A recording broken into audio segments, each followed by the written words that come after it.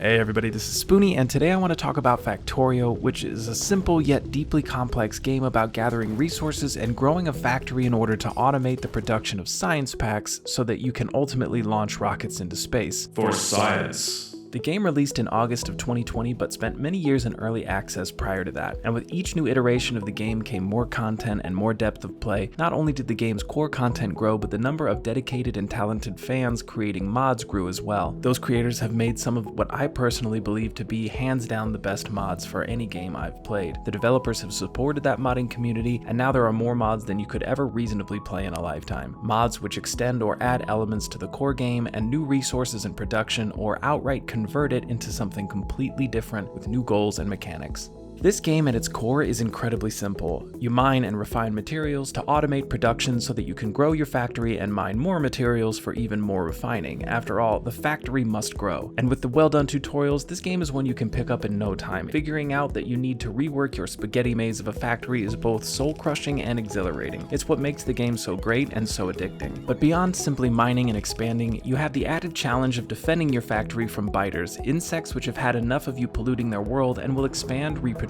and mass group attacks against your factory based on how long it's existed and how much pollution you're pumping out. So not only do you have to automate your factory, but also its defenses. You can push back and destroy the bugs, but this is only going to speed up their evolution, and if you don't push them back far enough, you'll only make the attacks worse. This is a completely optional element which you can turn off, but it does add a scaling level of difficulty, which is, at least for me, one of the most rewarding parts of the game. Finally clearing out that area and connecting trains to your new iron patch is just so satisfying.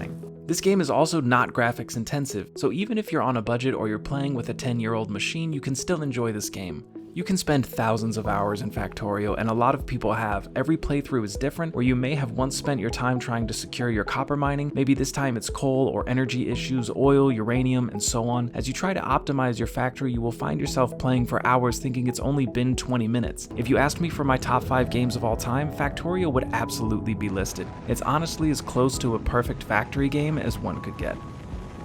Thanks for watching, and if you like these short form reviews, don't forget to like and subscribe.